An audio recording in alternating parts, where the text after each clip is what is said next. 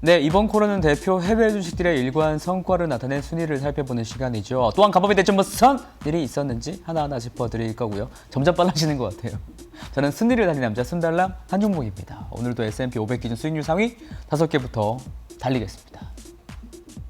네, 오늘 순위를 보면은 역시 나스닥이 다우보다 강세였던 날이었던 것만큼이나 테크주 위주로 좀 많이 순위에 랭크되어 있습니다. 나스닥이 근데 한 1% 가까이 올랐음에도 그렇게 그 와중에 크게 폭등한 종목이 없는 것은 좀 재밌는데요. 그만큼 나스닥을 이끌어낸 게 시가총액 덩치가 좀 큰 빅테크 업체들이 상승을 이끌었기 때문으로 해석을 합니다.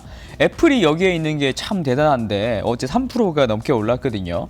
이로써 애플은 시가총액 2조 5천억 달러 고지를 가뿐히 넘기고 안착을 한 상황입니다.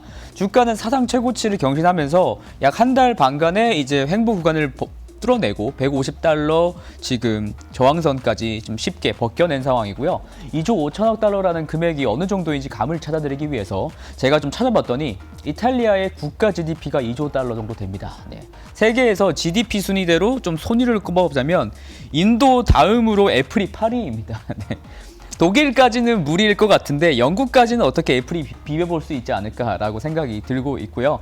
사실 애플의 12개월 선행 PER과 성장률을 감안할 때는 이 같은 상승이 좀 놀랍기만 합니다. 왜냐하면 이 초록색 선이 이제 향후 1년 후에 애플의 성장률이 어느 정도 될까를 나타낸 예상치인데 자꾸 떨어지는 것을 알 수가 있죠. 그럼에도 이렇게 오른 이유는 이런 기존의 예상을 좀 뒤집어 성장 가능성이 커졌기 때문입니다. 조사기관 IDC에 따르면 2021년 전 세계 스마트폰 출하량이 13억 7천만 대로 연평균 7.4% 성장할 것으로 전망을 하고 있는데요. 이 중에서 아이폰은 아이폰 13 라인업 출시 등에 힘입어 올해 14% 증가할 전망이라고 밝힌 대목입니다.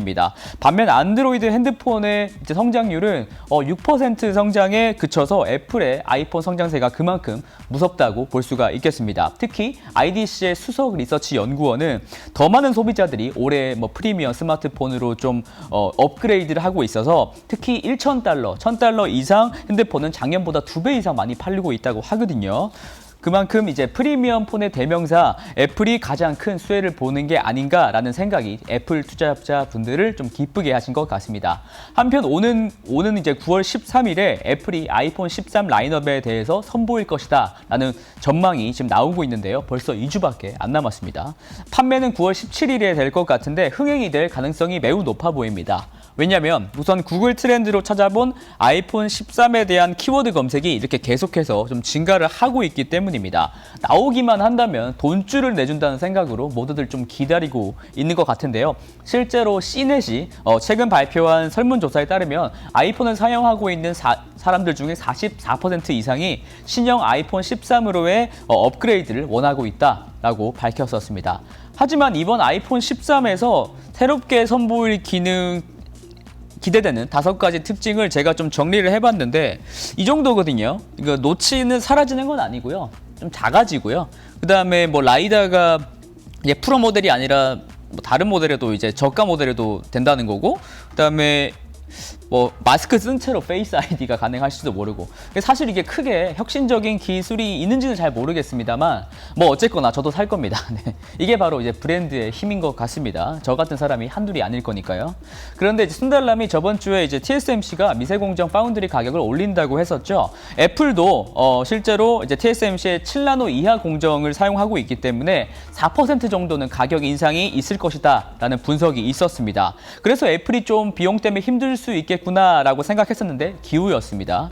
지난주에 애플이 그 TSMC의 발표가 있자마자 생산 비용이 오르면 아이폰 가격을 올리면 된다는 입장을 재확인시킨 건데요. 올해까지 아이폰 가격을 10% 최대 인상한다고 합니다.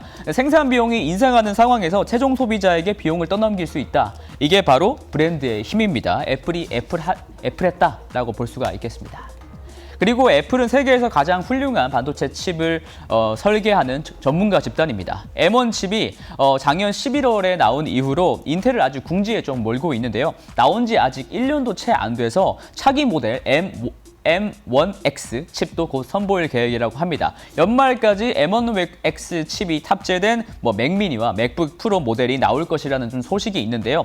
애플의 이제 반도체 설계 역량과 더불어 신제품 출시 주기도 예전보다는 좀 짧아진 느낌이 듭니다. 네, 신제품 출시는 항상 기대 요인이니까 투자자분들이 기분 좋아하실 것 같네요.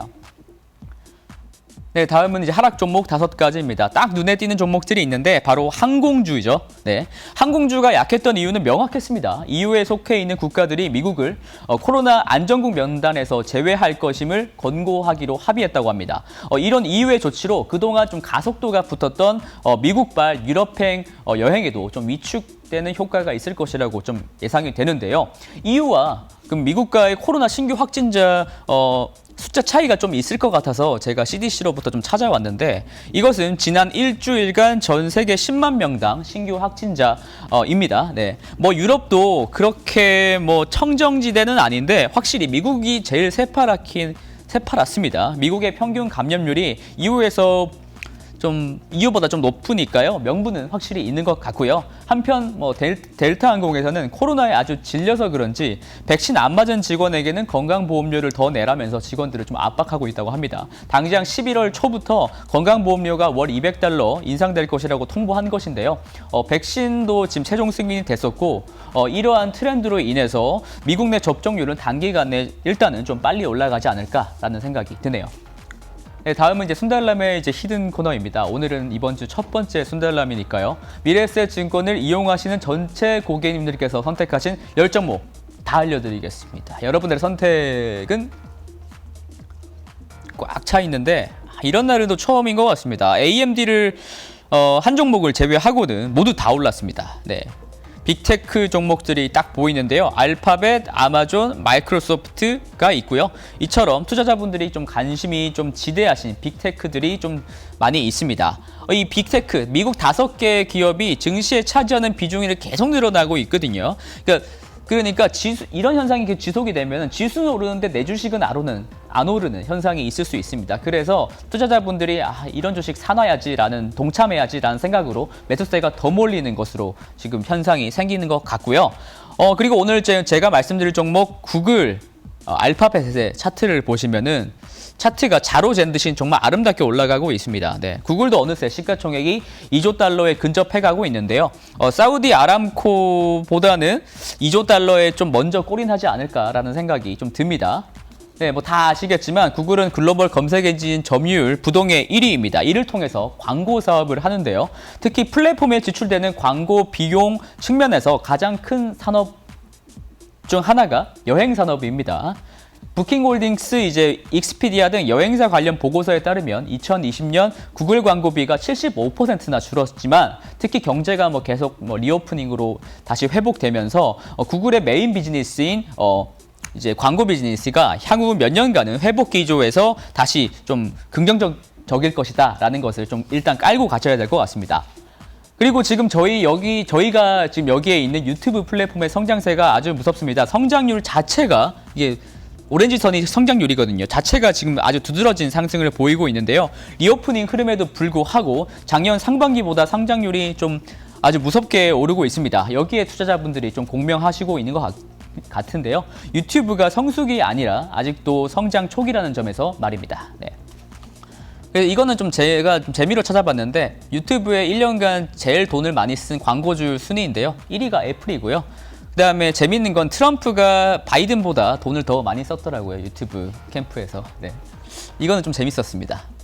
그리고 마지막으로는 구글이 클라우드 사업에 아주 역점을 두고 있는데요. 1위는 다들 아시다시피 아마존 AWS고 2위는 마이크로소프트 애저죠. 그리고 3위가 알리바바고 4위가 구글인데요. 아마존의 비중은 줄어들고 2, 3, 4위에 지금 비중이 좀 커지고 있는 것으로 볼 수가 있겠습니다. 그만큼 나눠 먹을 파이가 많다. 같이 나눠 먹을 수 있다라고 생각을 하시면 될 것 같고요. 사실 근데 이런 기존의 비즈니스로 알파벳의 미래를 그릴 수는 없습니다. 결국에는 새로운 먹거리, 신사업이 있어야 매력적인 테크 주식이라고 할 수가 있는데요. 알파벳에게는 그게 바로 자율주행 웨이모였죠. 문제는 진척이 느리다는 점에 있습니다. 블룸버그가 그래서 2주 전에 이런 특집 기사를 좀 냈더라고요. 그 와중에 올해 상반기에는 웨이모의 CEO, CFO 그리고 핵심 기술진들이 좀 사퇴를 했었습니다. 그래도 좀 테슬라 AI 데이가 있었지 않습니까? AI 데이에서 조금 자극을 느껴서인지 웨이모가 샌프란시스코 일부 지역에서 로보택시를 사업을 좀 개시를 했었습니다. 어떻게 될지 참 궁금한 상황인데 테슬라와의 경쟁 상황을 앞으로 좀 주시하셔야 될 것 같고요. 순달람에서도 계속 챙겨드리겠습니다. 그러면 저는 또 9월에 찾아뵙겠습니다. 순달람이었습니다.